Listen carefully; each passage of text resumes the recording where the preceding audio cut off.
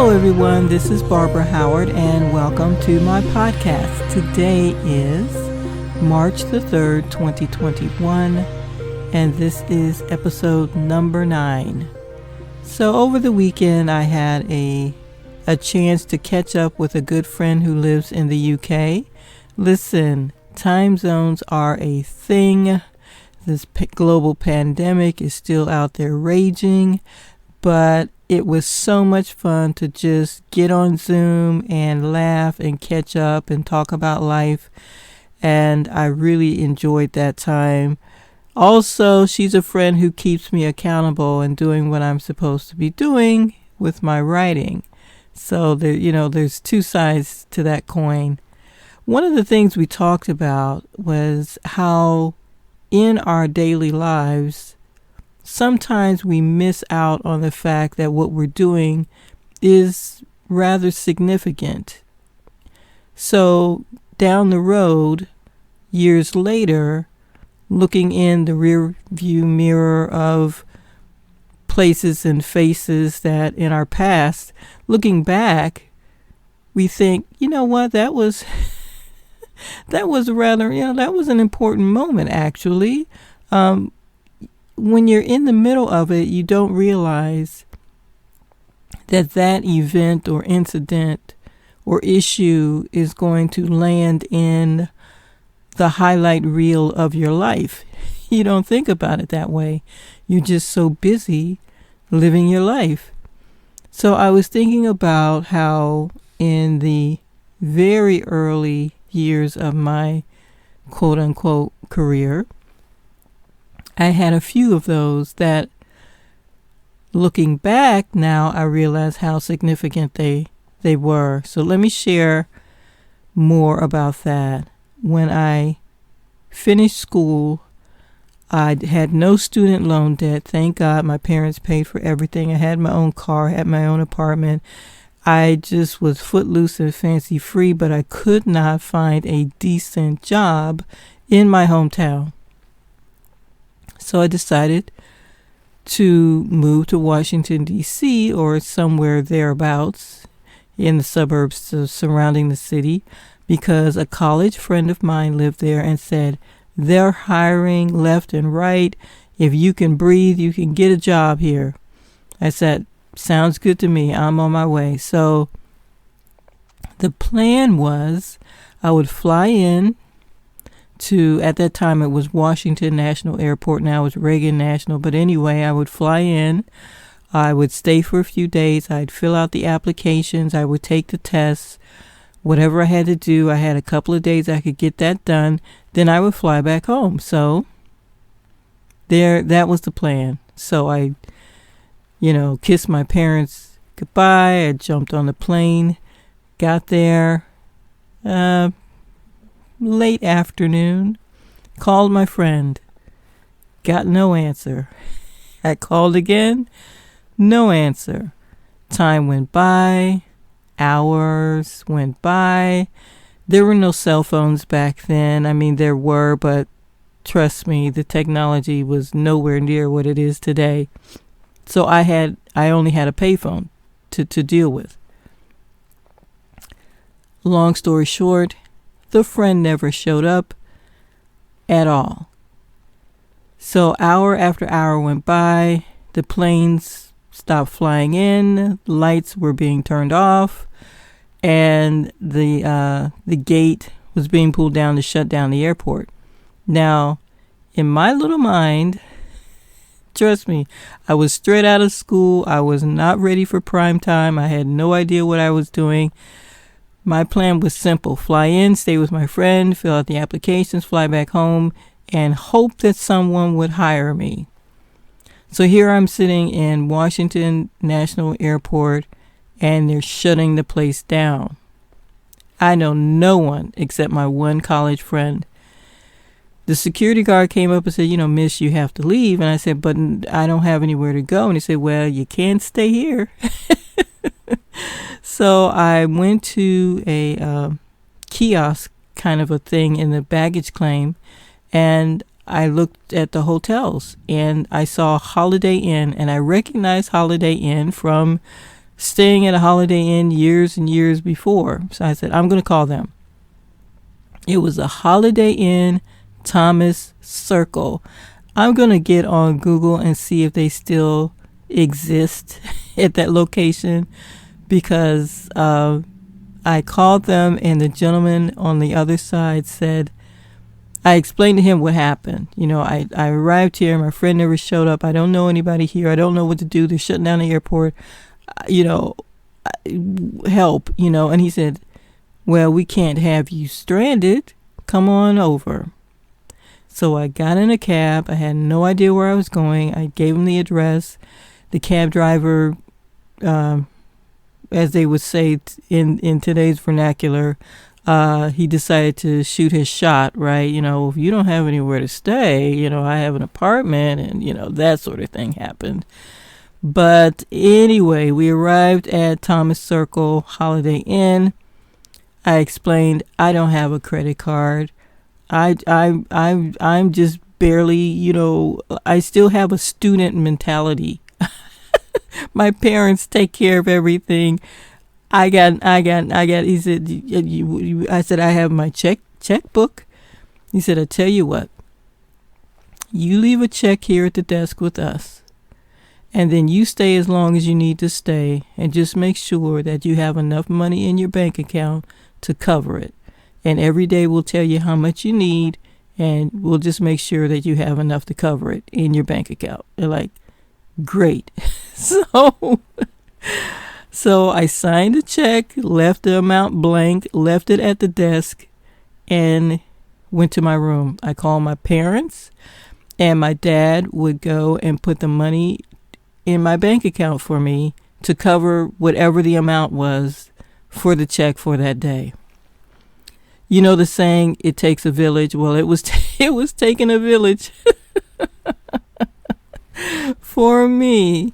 So I went to bed in my room in the Holiday Inn, and the next morning I could hear the city waking up, and I'll never forget it.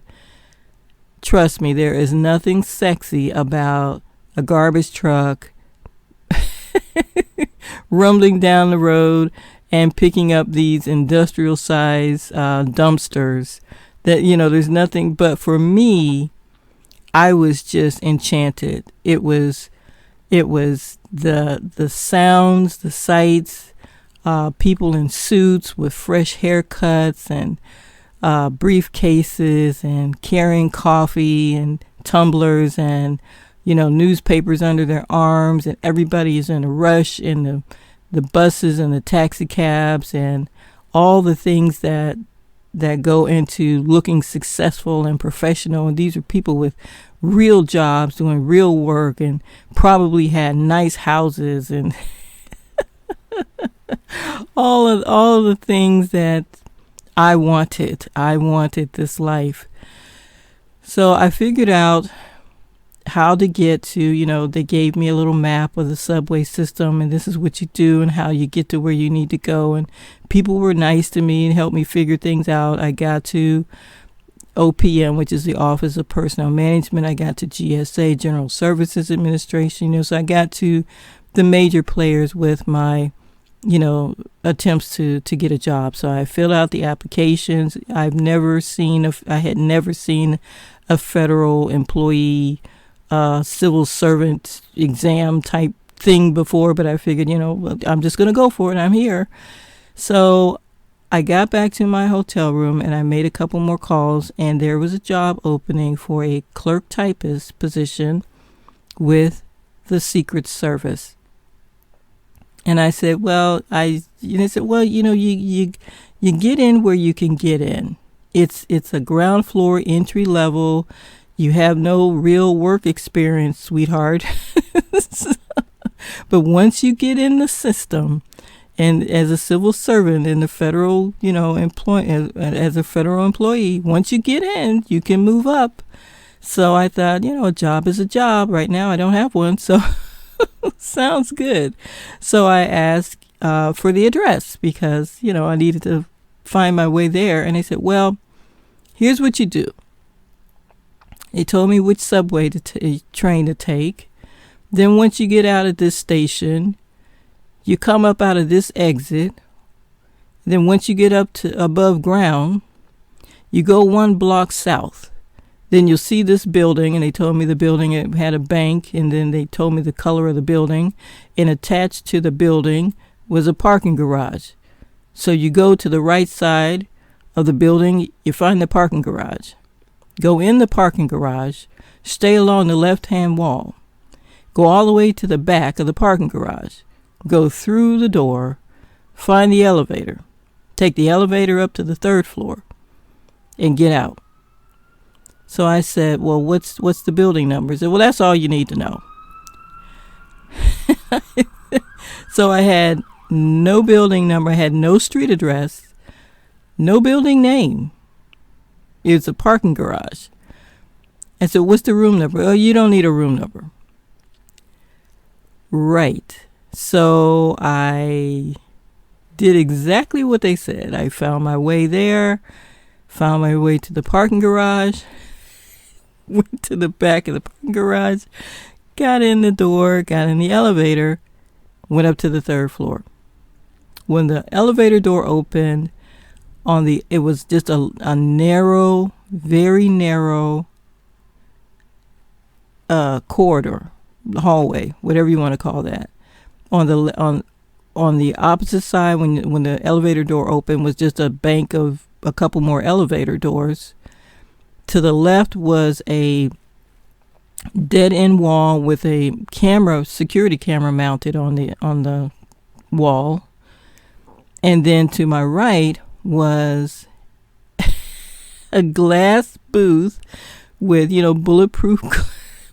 I'm laughing because it's, anyway, a bulletproof glass booth with a man inside of it, a door on the right and a door on the left of this bulletproof glass booth. So I look up and there's this man inside this glass booth, and he said, what's your name? And I told him, and I walked up to him and I told him my name, and he said, why are you here? And I said, I'm trying to get a job. I'm here to get a job. I'm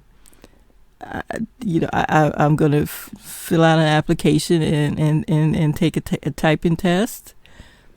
And he said, what job is it? And I said, a clerk typist. It's just a clerk typist.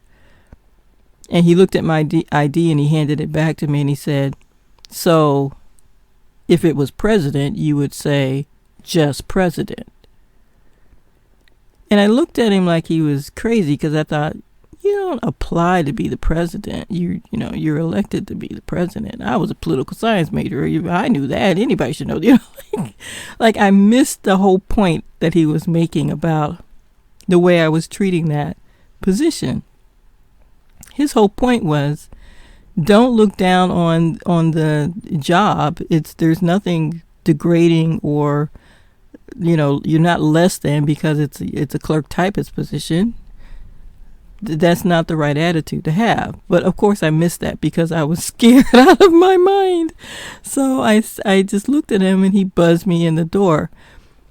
I went in and they actually had a bank of, I shouldn't say a bank, they had a room full of manual typewriters, y'all. Manual typewriters. There are a couple things wrong with that.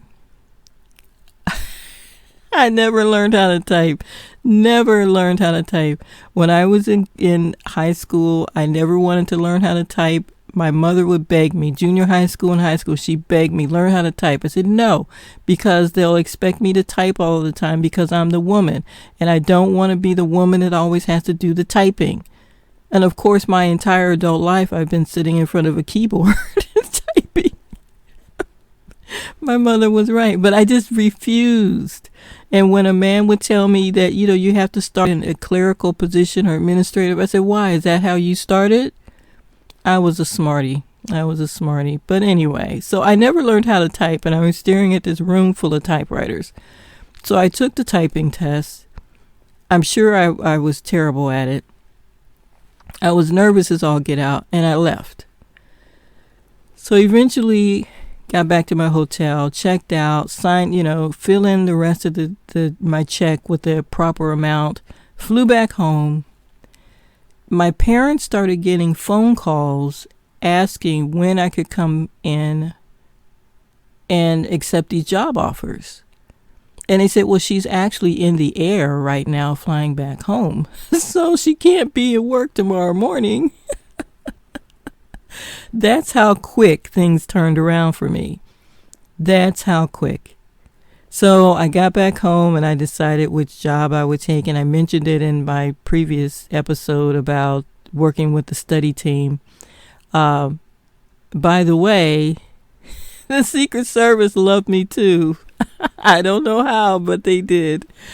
But I didn't go with them because it really was just too creepy.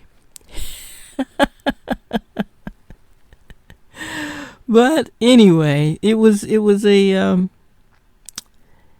quite the momentous occasion when I did make the move, finally made the move, and packed up my furniture and all of that. But if it had not been for the gentleman at the Thomas Circle Holiday Inn, I would have been stranded in an airport somewhere, not knowing what to do. But the cool thing about it was, back to the man inside the glass booth at the security at the Secret Service. His words still ring true in my mind.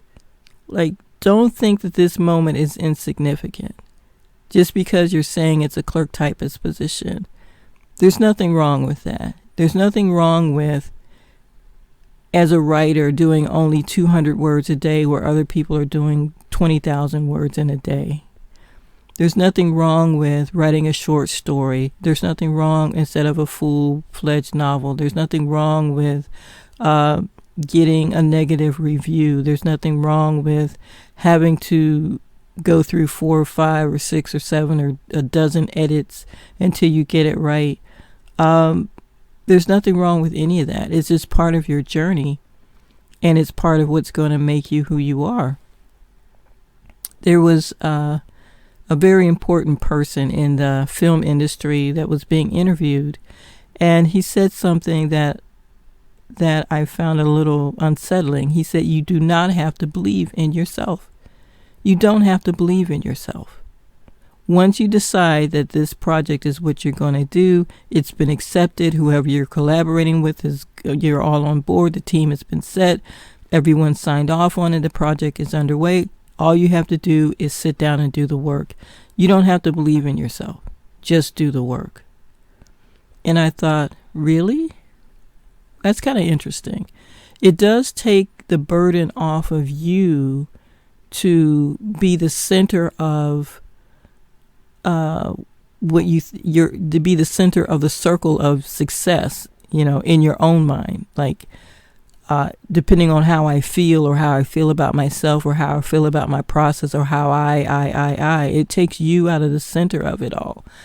But at the same time, it did sound like work. And I think as creators, we understand that it's hard work, but we don't want to treat it like work. And we don't want it to feel like work. And what he said sounded like work without the joy. So my approach to things is to not worry about writing 2,000 words or 20,000 words in a day. I'm not trying to be the fastest person out the gate to finish a project, even though I do set insane deadlines for myself because I am that person. But when I do write or outline or plot or research or whatever, I accept the fact that this is the moment that I'm given. And if I never finish this story, I'm still living the life that I want to live as a writer and as an author. So I'll leave it right there. Thanks again for listening. You can find out more about me and what I'm up to over at my website at barbarahowardmedia.com. My book, Final Harvest, is out on audiobook now. Yay! Progress. A Day for the Animals. The children's book is also on audiobook on Audible and Amazon and iTunes. So progress, guys, on the audiobooks. I love you guys so much. Take care, and I'll talk to you again real soon.